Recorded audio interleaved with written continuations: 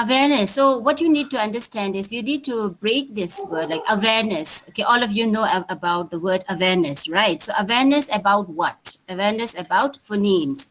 So phonemic awareness. So it's something to do with sound. So phonemes, we will come to learn about this in detail later. So as of now, I just wanted to know, at least you get the, you can say the gist of this thing, right? So phonemic awareness is very important for phonics instruction to be effective. So without your children having awareness on phonemes, without having phonemic awareness, it would be very difficult, okay, for your phonics instruction to be effective. Okay, so that is why phonemic awareness is very important, and these two are, that's why called codependent skills, right? And so we will learn more about what actually phonemes are and then phonics. Okay, so phonemes are the smallest parts, units of a sound in a spoken word that make a difference in the word's meaning. So if we break a word, okay, into sounds, so the smallest part, the smallest unit of the sound, okay, in a spoken word, that is called phoneme. Like in order to build a house, we need bricks, isn't it? Each unit of bricks, and then you can say use cements and all, but the building block actually is the brick in a way, right? So if you just take example of the, you can say construction of a house. So how is a word constructed? Okay, so if you talk about in terms of phonics, okay, print, we will see that the word is made up of letters, isn't it? So when we look at a word, what do we see? Say suppose if we say good, right? If you say good, so we know that, okay, if we see the word good written somewhere, we can see that, okay, good is a word made up of the letters G-O-O-D, right? So this is, you can say a letter, okay? But if you just look at the sound, okay? So there are, you can say, different sounds, isn't it? You have a particular sound for the letter G, for O and D, isn't it? And when you go even further, you learn about, you can say, the digraphs and diphthongs and all. So double O, what sound does it produce, isn't it? So phonemes are smallest parts or units of a sound in a spoken word. Please bear that in mind. Spoken word, the smallest parts or unit of a sound in a spoken word that make a difference in the word's meaning. So let's see how. For example, now, what you need to keep in mind is, see, whenever you find such symbols, okay, the symbol here, usually when we write B, okay, it's like this, isn't it? But when you see this slash, okay, the oblique mark, the slash bit, you can say around this, this signifies the sound for the letter, okay? Please keep that in mind. So what I have written here is the sound for the letter B, sound for the letter A, and sound for the letter T, right?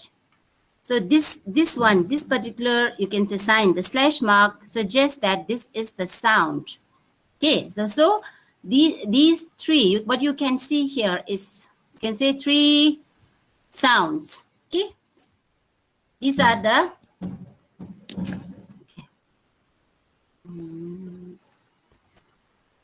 these are the phonemes for the word bat. The word actually is bat, isn't it? So if we break it into its smaller units, we have three phonemes here. B, E, T. The sound, the letter is B, A, T. But the sounds B, E, T, bat. Okay. So these are the phonemes for the word bat. Okay. Now, what happens is when we change the first phoneme in the word bat from, how do we read this? Someone please. B. B, right? To, yes. Ah. Now, Mm. right. Thank you. So what do we see is we see the phonemes B, E, T. bat, right?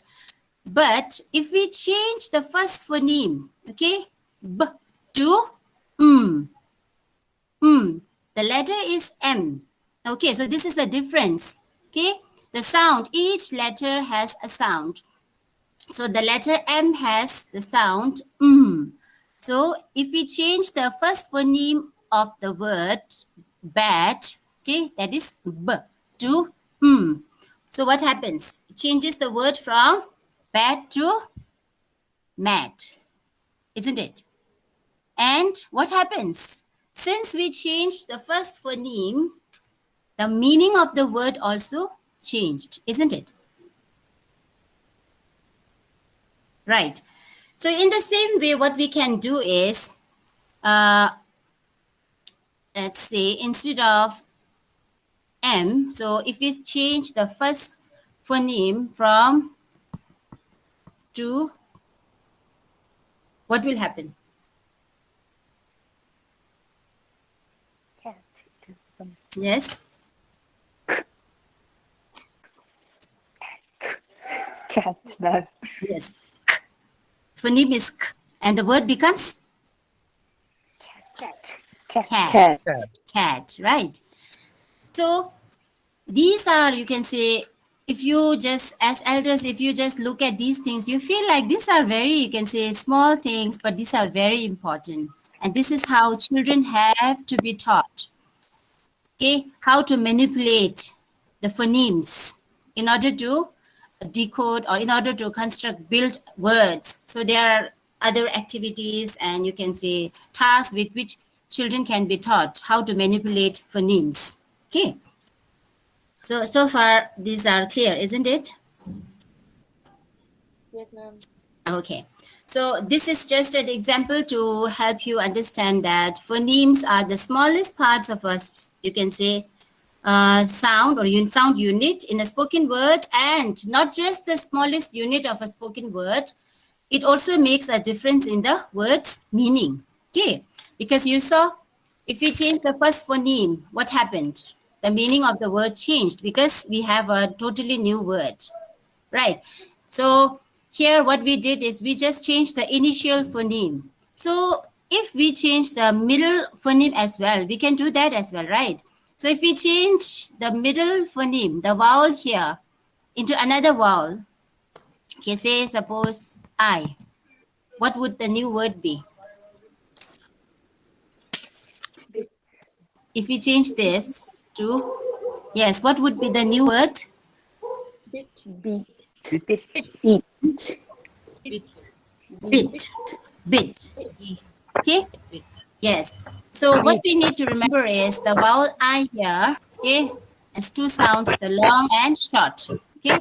So usually what happens, so what you will notice is this is a CVC word, right? Consonant, vowel, consonant. So when a vowel is stopped by or closed by a consonant, it usually has the shorter sound, the short vowel sound. So we will learn about this later. Okay.